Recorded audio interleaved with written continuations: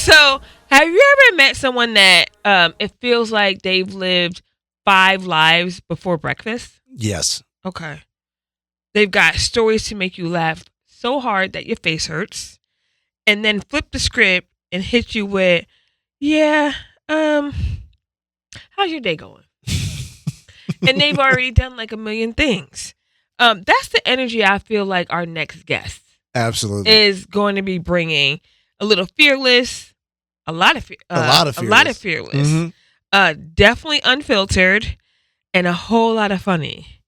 The kind of presence that walks into a room and dares you not to pay attention. Mm-hmm. Did I sum that up right? Oh, yeah. Okay, good. All that and more. Okay, good. So before we spill the tea on who we have coming up next, what's happening at Black Girl Sunscreen? Yeah, we got BGS Men is our newest category made for all men, specifically men of color, to suit their sun care needs with a masculine approach. BGS Men is a broad spectrum SPF 30 lotion for the face and body that has a smooth consistency, leaving absolutely no white cast on all skin tones and types. Specially crafted for men's skin, this formula works to help improve the appearance of wrinkles, firmness, and elasticity. Elasticity, Shontay. We need that. You know what that word means? Yeah, it means stretchy. It makes it tighter. It's a little less. Tighten it up. Yes. Tighten it up. Yes. Helping men stay sharp. Can I put this on your head? And confident. You can go for it. I shaved yesterday. Go for it. I don't think I should have said it. I'm so sorry. Put some on camera. I'll do it. Infused with standout ingredients such as licorice root, hops extract, and cacao seed butter.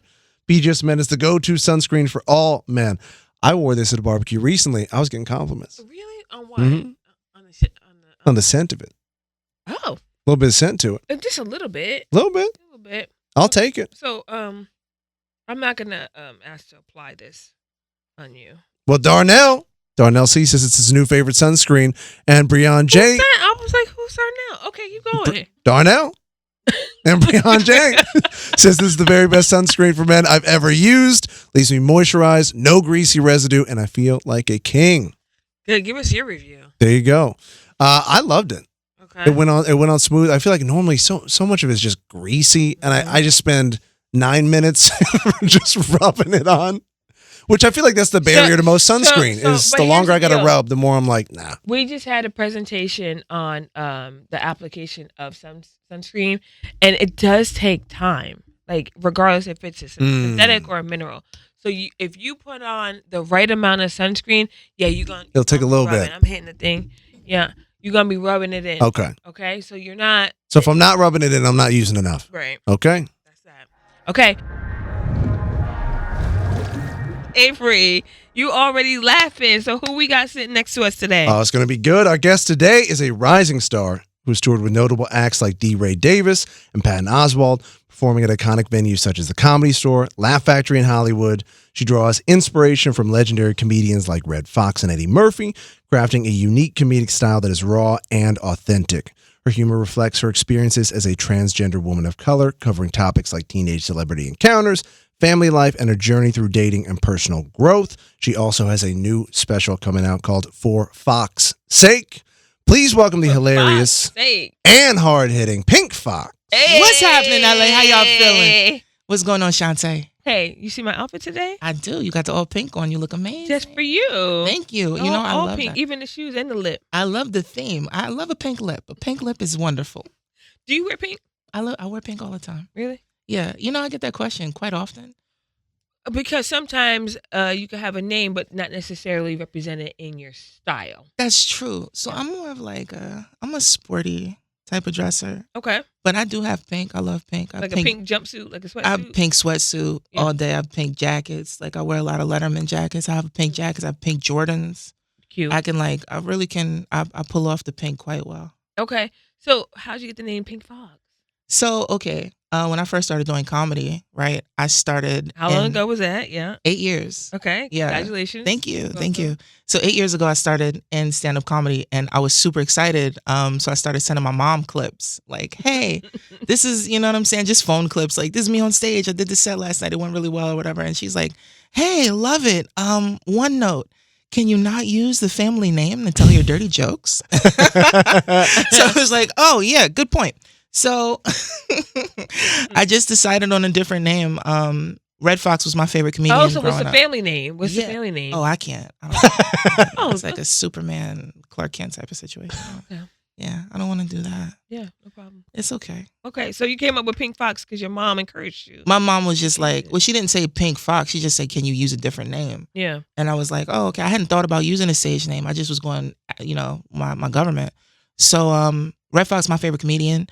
Eddie Murphy is my favorite comedian. Richard Pryor is my favorite comedian. It's like my trifecta, you know what I mean? It's like the Father, Son, and Holy Spirit for me. So I happened to be watching Sanford and Son, and I was like, Pink Fox, right? Because I'm dirty, and I'm like the female version of what this would be in a modern day. And the Fox last name fits, right? Because if you think of Red, you think of Jamie, they both sing. They do music as well. Like they're not just comedians, and I'm also a musician and a vocalist. So I kind of do all three. It just fits. Okay, we love it for you. Thank you. I love it. So you've been very open about your experience being trans. Absolutely. How has that impacted your comedy journey? Because I know you must have seen some stuff and gone through it dealing with that. You know what, man? I think that as comedians, we speak from experience a lot of the time, right? So if I'm having a conversation with a comedian of mine who happens to be a black man, he's going to talk about the black experience in America as himself, right? So I'm going to talk about the trans black experience as myself, and it just kind of spills over into my stand-up. I love that. Yeah. That's interesting. Thank you. You're welcome. So the trans black of yourself, what is that experience? Being trans and black? Well, you know, in the space. Well, I'm from Jersey. I'm from Camden. You know what I mean? And you can't really be soft in Camden. And although I was raised kind of all over the country, I've noticed that, you know, we as a people tend to be homophobic at times. There's a very machismo aspect to being black. And I grew up in a barbershop, right? Because my dad was a gangster when I was growing up. I talk about this in my stand-up, but my dad's Puerto Rican Italian. And, you know, I used to visit my dad in federal prison in Philly when I was a kid, right? So I was really raised by like the barbershop and like uncles, my grandfather and things like that. Like my mom raised me, but I had a lot of men, strong men in my life. And, you know, all of the men always kind of reverberated the same energy. Men don't sit like that. Men don't walk like that. Men don't talk like that. Why is your voice so soft? Put some bass in your voice. Like, to you. Yeah, all of this kind of stuff that's just like, if that's not my natural, why are you forcing it? Like, this is my natural. Stop forcing it. Let me just be me, right? And then it was like, girls aren't going to like you if you behave like that. And that's not true. So, you know what I'm saying? I've been doing fine out here. So I just don't think that any of that stuff is really, I don't know. It's not as important as we make it, right? We should just love one another for the sake that we're just all human beings. And in the black community, we should just love each other because we're black. Like, come on. I mean, I know we can't just be like, everything's not always going to be kumbaya, right? But at the end of the day, come on. So do you normally leave that with being a transgender, or you just be you? Like, Do I normally lead with being a trans woman? yeah. What? In like stand up? Or just like in life? In conversation. I walk up, I'm buying groceries. Hi, I'm transgender. Well, I'll take the. because you sat down, right? Yeah. And you asked me, do I have Any trans friends? yeah. Absolutely. Because I mean, you know, I'm coming up here to the station, and I love what I've seen of you. And, thank you. And you're gorgeous. Thank you. And you're stylish. Thank you. And so clearly you have a queer friend somewhere, right? Because that's, I mean, any stylish woman has a queer friend. Y'all got to talk fashion. That's just what it is. Like when I see it in LA, that's just normal. So, you know, I usually ask like, hey, do you have any trans friends or whatever?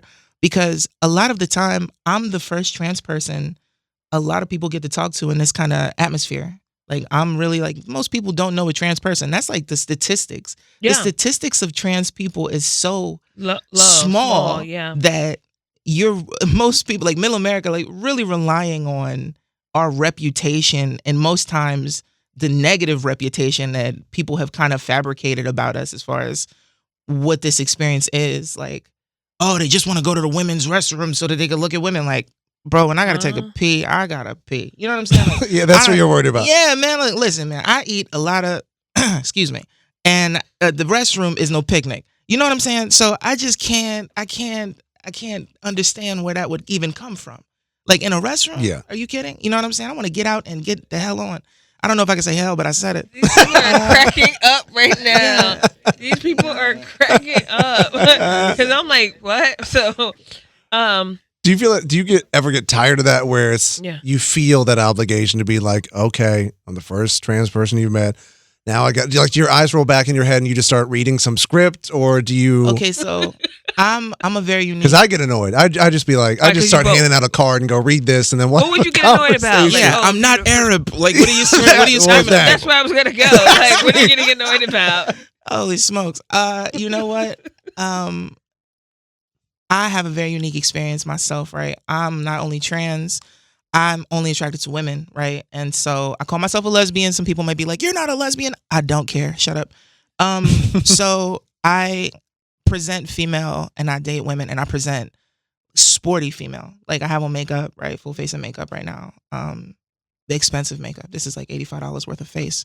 And I got on J's, you know what I'm saying? I'm expensive.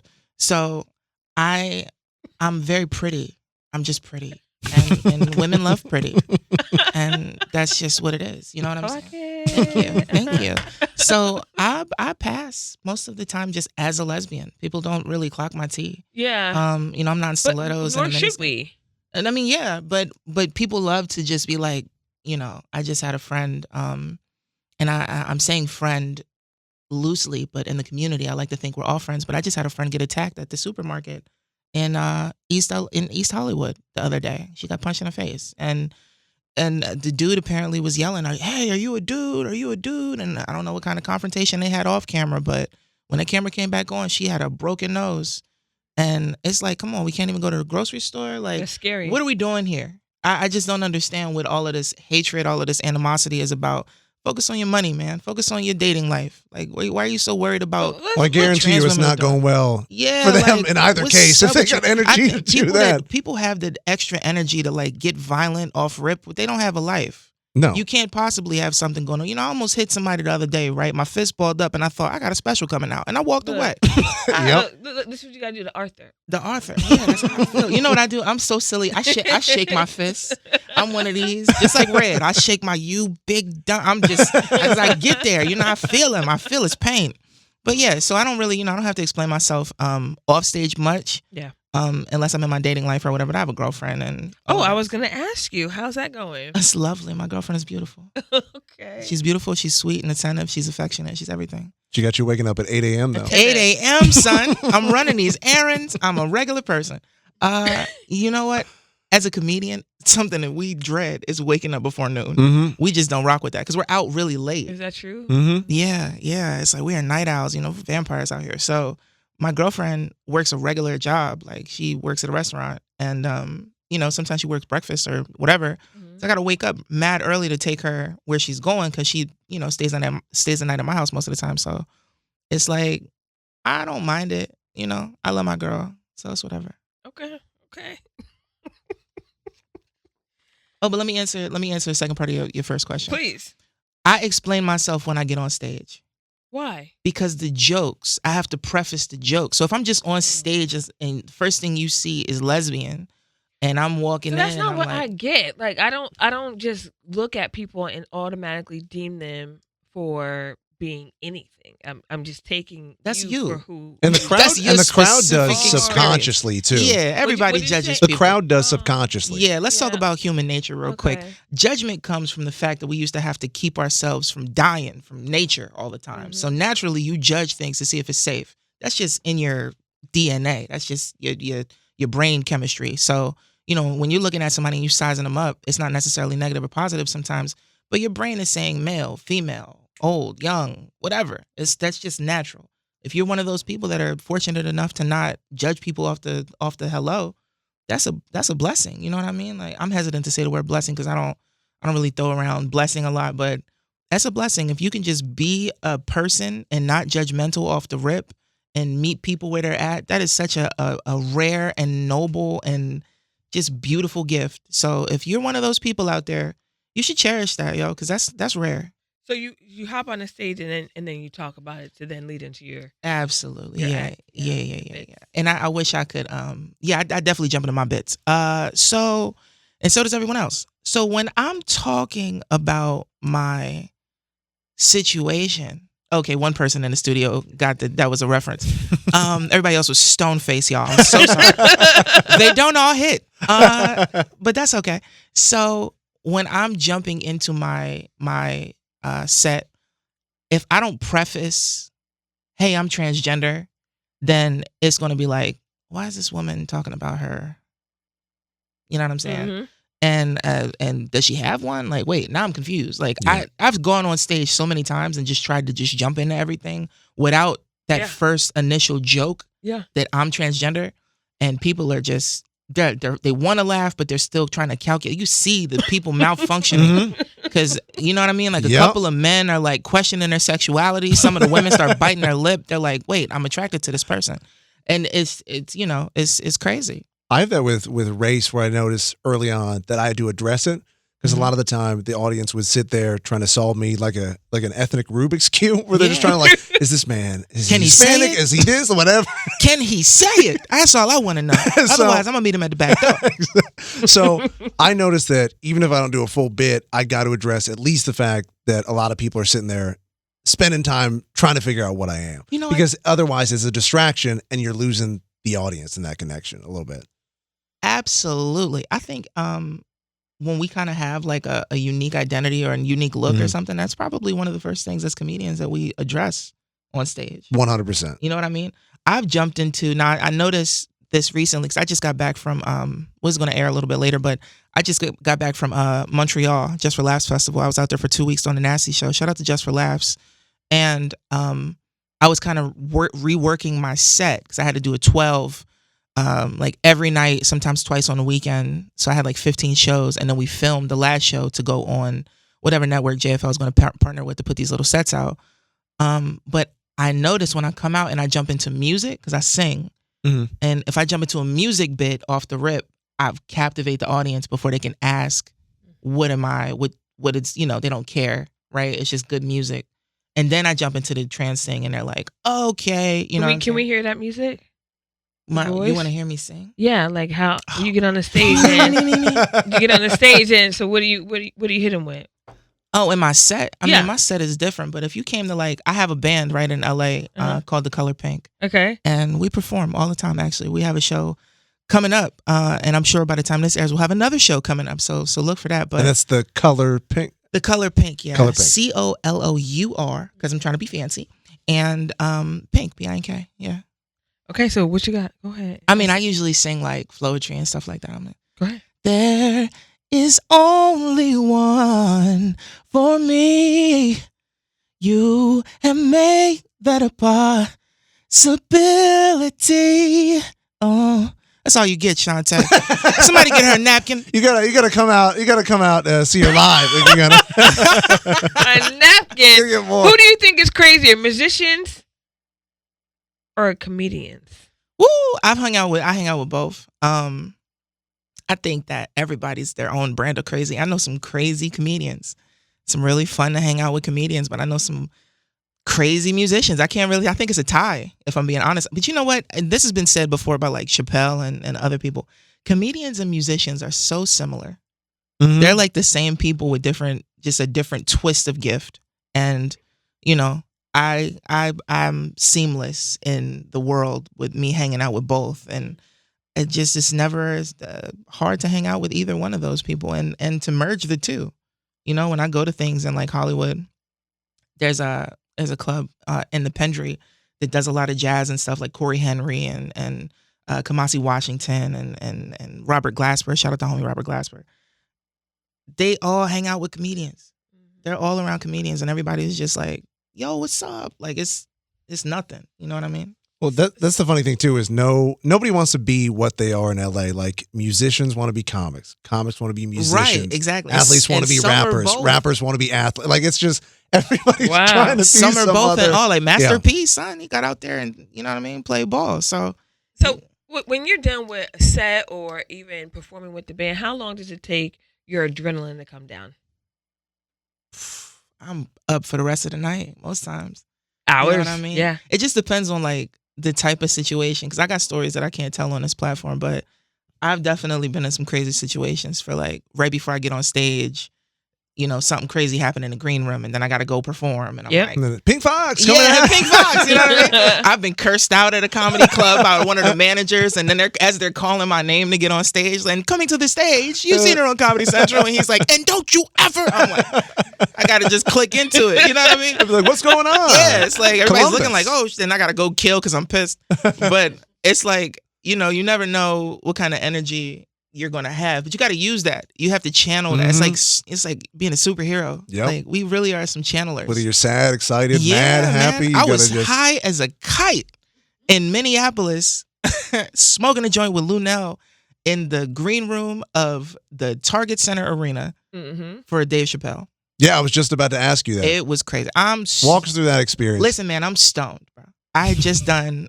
It was like time for me to relax because that was a Sunday, right? So Friday, I was on tour with Patton Oswalt, and we had done State Theater in Minneapolis. Shout out to State Theater, and that was beautiful. And that has a certain capacity. I think that's like 2,100 people or 19, something like that. Like it's it's like close to 2,000, right? And then we flew to Detroit the next day and played the Fillmore, and the Fillmore was like 29. Like it was, that much closer to 3,000, right? So I had never done that many people at once, in an audience. So I was psyched for Congratulations that. on that. Thank you so much. But then my friend Jeff Ross called me, and he's like, hey, come back to Minneapolis and hang out with me and Chappelle. And I'm a young comedian, so what am I going to say? No. You know what I'm saying? So I took my little check. I found a check cashing place. I booked a flight and went back. You had to cash the check? I had to cash the check immediately, right? They were like, didn't we just see you on stage? Yes, that's my ID, but let's roll.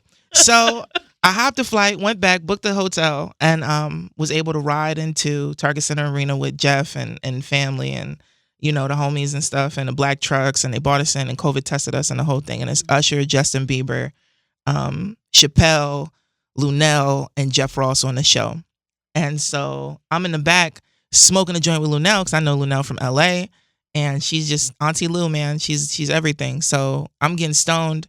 And Jeff Ross popped his head around the corner like, hey, Pink, you want to open the show? I coughed through the smoke. Hell yeah, man. Let's go. You know what I mean? So he's like, okay, cool. So I'm thinking I got a little bit of time, right? The stagehand in all black with the headset on comes around the corner in like a minute. Did she say yes? She said yes. Okay, come on, let's go. Pink, you ready to do what you was going to talk about? I'm on tour with Patton at the time. So I have my set. Okay. It's not like I don't. You know what I Yeah. mean? Yeah, so you was ready. Stay ready. You're in fighting shape already. Yeah. Right. Yeah. So, and I mean, what kind of person is going to say no? But this is in the midst of the Chappelle transgender business. This is like that. You know what I'm The saying? height of that. This is the height of that. And we got George Floyd's family in the audience. Philando Castile's family is in the audience. Prince's manager and family is in the audience. Like, because Chappelle, he knows everybody. Mm-hmm. So I'm going up not just in front of strangers. I'm going up in front of other industry people, and some of Cat Williams' people that tour with him are there. Some of that, so it's like it's a lot of packed in there. And it's Usher and Justin Bieber in the back, and you know what I'm saying. So I'm like, I can't lose. Like this is, if I go down right now, I'm going down fighting. So I walk up back behind the stage, and I'm feeling like LeBron, by the way, walking in this. I don't know if you've ever walked in an arena corridor with people taking you to the stage. Mm-hmm. I felt like Malcolm X. This was crazy. I was like, Brother Johnson. Malcolm X. Malcolm Sex Change. Anyway, so I get to the stage, and it's 3 little steps, right? And a little pap, pap, pap. I run up it. DJ Trauma's on stage, rocking out, killing. Everybody's just having a good time. And the dude hands me the mic. He goes, it's hot. And he goes, I look back at Jeff Ross. Jeff Ross gives me the thumbs up. He goes, you're ready. I look back and said, no, I'm not. So he go, come to the stage, Pink Foxx, Minneapolis. What's up, you sexy? You know, I can't say it on radio, but yeah. And they went up, right? And how many people is this? 20,000. 20,000. 20,000 sold out. She added a zero to that, from that 2,100 to the top. Yeah. 10x in them. Yes. Mm-hmm. So, you know, I went out there and the first words out of my mouth were, I'm transgender. And if you can't tell me the pills are working, and I'm getting my money's worth. And they loved it. And I know they loved it because when I got off stage, my phone was still in one of them yonder bags. That's right. He does that to us too. So relax. Everybody's always like, why is my phone locked up? Because you have no discipline. So I get back to the hotel and I open my phone up and I've got like hella DMs from people in the audience. You funny as hell. Like a couple people misgendering me, but still giving me props. They're doing their best. Mean? They're doing their best. I'm just like, all right, cool. That's what you call somebody with they're not. Like you Oh. use when you misgender somebody, like whatever. It's like me calling you sir. Okay. You know what I mean? I'm misgendering the shit out of you. Yeah. So my bad. You got to bleep that. So it was so well received from that audience, so much positive fan mail, and so many people that just enjoyed, you know. And they didn't say like dude or nothing. They called me the N-word. I don't know if I can say that on here. I know we black in here, but okay. Kayla's shaking her head. No, Nope. it's all good. I just you Nope. got to check with people, and that's what I did. So, you know, hey, and you funny as hell, and whatnot, and all that. And I'm like, oh, thank you, bro. Crazy experience. How long did it take you to come down off of that high? Not the first high, but the high of going on stage performing. Not the first high, Right? The stage high. Yeah, Right. the stage high. I'm still and being high. around all those people. I'm still high right You now. are, right? Every time I think about that moment, I'm high. Okay. Dave has been such an instrumental mentor type of person in my career, and so is Jeff. Jeff's like my Yoda, man. He's just made sure like all the cool stuff that's been happening is Jeff's always got like a hand in it some type of way. He introduced me to my manager. You know, my manager saw me out somewhere. He didn't approach me that night. He reached out to Jeff. Jeff and I already knew each other, and Jeff reached out to me and was like, don't mess this up. There's a real situation. And I was like, aye. You know what I'm saying? And I just kind of followed suit and you know, I'm very like, I'm not hard to mentor. Like I listen when somebody has more experience than me. Like a lot of people are hard headed and I'm just like, okay, well, I trust that you know best. If I feel like something's off, I'll say it. But for the most part, I'm just, you know, I rock with the punches. Love to hear it. Okay. You have given us a lot, and I love it. I want to play a game. You want to play a game? Let's do it. Did you know about the game? Did Avery give you a heads up about the game? I read the email. I read She got the breakdown. I Okay. did. Did we Go get through all the questions or did I talk too much? No, you were great. Okay, cool. We kind of mixed it We up got on a the lot, fly. yeah. Did we? You were Okay. giving us plenty. Okay, cool. I just want to make sure. No, That's what you- she said. It was great. So It was great. I'm so just playing. the game is yeah You or got not. Francis dying. So we're gonna do a round robin. So I'm gonna say a phrase or a question. You're gonna respond yeah or not. Okay, cool. Easy as that. Yeah. Hooking up with fans. Jesus, man. Nah. Okay. I don't That's, believe you. That's unprofessional. You don't believe me. Mm-mm. That's because you keep looking at me like that. Listen. No, your celebrity I- crush drops into your DMs because they were at an event, and you're gonna. My I mean, I know celebrity- you're with somebody Oh, now, but if you dang, were no. single, But I think it's the other way around. Is it? Okay. you're going nah. I'm going, I nah, think man. it's the I other love way. my girlfriend so much, man. And Uh-huh. and We're saying if she was not in the picture, I'm saying pre-girlfriend. you You're know saying what? nah. I can't even imagine not having my girlfriend. This is the first time you've been lying this They're whole not show. gonna get me. I'm too quick. It's just not happening, y'all. Go ahead. All right. Wait, Sean. so I had to ask, hooking up with a fan? Yeah, hooking up with a fan. It's a super nah. It is a super no. It's a super nah. Also, listen, let me just say this, and jokes aside, sometimes people I smashed somebody one time and they wouldn't stop calling me Pink Foxx in the bedroom. Oh, Pink Foxx. Ooh, Pink Foxx. I don't want to hear that. You know what I'm saying? What, you want to hear your name? Yeah, something. It's not Pink Foxx. I felt like I was about to go on stage and do a tight 10. It's crazy. I mean, it was tight, but it wasn't 10. So I just can't rock with the fan thing. Okay. So if somebody were to slide in my DMs, it's a no. It's a no for you? Yeah. Okay, there How you go. about you, Avery? I'm oblivious. I literally have done a ton of shows after the Such fact. a man A answer. female was her, comic, right, wasn't but it? straight Yes. up, a female comic will tell me afterwards, like, you know, she was interested. She was trying to get with you, right? I'm like, what? Can I go back? And I'm already you home. would. So I would. I'm just you dumb. would. So All right. I'm just dumb. Hey, man, you know what? It's never too late. You know. All right. How about drinking before a show? I know we talked about smoking, Yeah. but drinking. Yeah, that's normal. Okay, so you're cool with it. You don't need to be I'm like. not going to get hammered. I'm not one of those. I can have but most of us have a cocktail before we get on stage and while Yeah. we're on stage. Get a little loose. Yeah, exactly. Yeah, so if I have a nighttime event, like a speaking keynote panel, I'll have a little bit of champagne or something. But I'm not a heavy drinker, so Helps you get loose. Yeah. For sure. yeah, calm the nerves. I'll have one. I feel like any more than one before a show, I'll get sloppy. Right, yeah. I'm not dialed in. One will Nah. get you loose. Two, I'm like, I love we're this gonna next see. question. we're gonna see. One will get you loose, two will get you fired. I don't know. Yep. All right. How about letting dogs kiss you on the mouth? No, that's a super hell no. I'm black in here, y'all. Let's go. What's the next question? Well, my complexion is deeper than yours. I have 5 dogs. Are you letting them kiss you in the mouth? You know, 2 of them have like a long nostril. That wasn't a no. That's a yeah. That So they was- come super close, and then not in the mouth, but definitely on the cheek. One of my dogs, he loves to give out kisses. His name is Mac Daddy. So You got a dog Yeah. named Mac Daddy? yeah, so I have Yeah. Stacks, Uh-huh. Mac Daddy, Uh-huh. Icy, Okay. Latoya, Okay. and the mayor. This is a black household, everybody. Mac Right. Daddy, Ma- Mayor, Latoya. They probably Uh, thinking you doing something crazy at the crib. Latoya Who are you and the calling? mayor for sure. Really? Oh yeah, Oh. Latoya.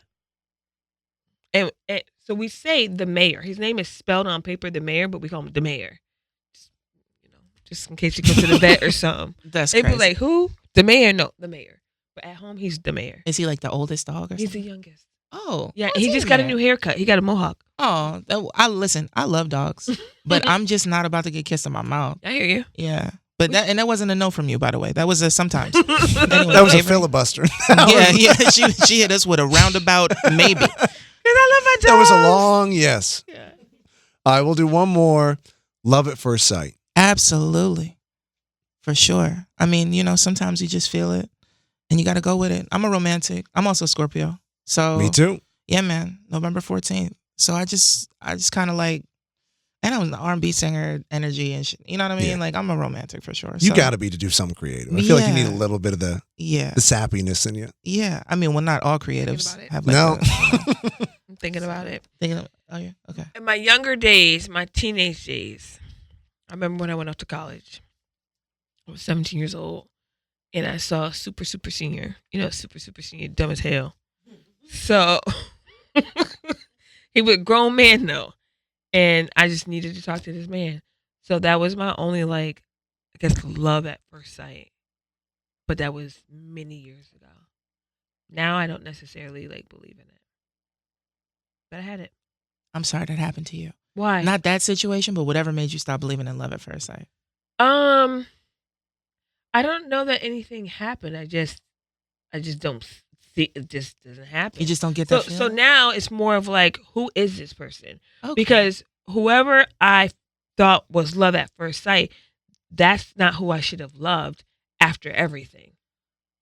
So maybe something did happen. You're right, right? Yeah. To tarnish the future loves at first sight. Right, because there's something that knocks you out of your ability Right? to be whimsical and to kind of allow yourself to fantasize into that situation. Because now it's how is this person going to talk to me, treat me? How am I going to talk to them, treat them? Respect all the way around, fidelity, infidelity. What do they value? What I value? So I just think that there's more than just love at first sight. I can dig it. Yeah. I think the initial attraction allows you to open yourself up to a longevity with a person. You know what I'm saying? Chemically, right? You see someone and it just turns you on. You get hot for them and you're like, oh my God, this person is everything. That exists. And, whether or not you choose to walk down that road and see where that goes with that person, it's kind of based on your experience if you're too nervous to or if you say no. But, I've tended to say yes to situations like that just to see where they go. And, sometimes you end up in a nice place. And sometimes it's the journey, not the destination. You know what I'm saying? Anyway, what's up, bro? I'm with you. I don't know if it's love at first sight, but definitely love at first meet. For sure. I'll know in the first, I can know in the first 30 seconds where I'm like, this is something. I can dig it. I don't know if it's, I don't think I've ever had the across the You room can't even thing. know that people are digging you. How you know? We've been doing stand up forever though. It's reading people. I feel like you can kind of lock in and go, there's something. Well, you've been locked into the show and you don't know when a fan is attracted. Well, I'm This is what dumb I'm too. saying. But if it's one-on-one, I could I'm just saying, you gotta, but that's you. That's your experience. I mean, your obliviousness, it kind of takes you into a safe space where you're not, you don't come off like a F boy. You know what I mean? Yeah, you're I'm not a- just he's not a player. I've 100%. transitioned He's and such I a still nice come off. guy. Oh, Wait, thank you. what are you about to say? I said I transitioned and I still come off like a F. Girls are like, I don't, you're so pretty, but I just, you probably Don't trust it. You probably got a lot of. I'm like, well, So you don't deny it, or you're just being funny. No, I growing up, I already said this. We don't have time for this, y'all. I gotta come back. So look, Pink, what's next for you? You know what? What's next for me? My special just came out for Fox's sake, y'all. It's with Disruptor Comedy. By the time this comes out, it will have made its way to hopefully Amazon Prime. So everybody will be able to find it and watch it fairly easily. It's not super long. It's a short special, but it just gives you a little taste of what it's like to be in my audience. I talk about all sorts of things. I went through a lot of different topics in this one. I got this material together in probably like 2 to 3 weeks. A lot of people don't know that. I've told a few friends, but I'm not really super vocal about the material not being that long worked. But I'm really firm on it, and it's from the heart, if anything. Outside of that, you can catch me in LA. You can catch me all over the country. Follow me at comedian Pink Foxx with 2 X's. I am Pink Foxx on X/Twitter or whatever. I'll be there sometimes, but I can't. It's a lot. And my TikTok is comedian Pink Foxx as well. So follow me. Come to a show. See what's up. I have a live band. We sing R&B in Hollywood at Black Rabbit Rose once a month. I try to do that show when I'm not on the road. And it's a bunch of tour musicians that come off and they rock with me because it's me. It's not that I deserve to have them. It's not that I pay them very well. It's that they're my friends and we just have a good time. So, I appreciate the time that you guys have given me. Do me a favor, everybody out there. Don't judge a book by its cover. You know what I'm saying? Meet people, and just because you see a trans person, it doesn't, your masculinity is not in question. You know what I mean? I got a lot of straight male friends that are just the homies and they're regular people. Like, not a drop of sugar. You dig? So just be kind to everybody, man. Love one another. Thank you, and you're listening to Shamelessly Shontay.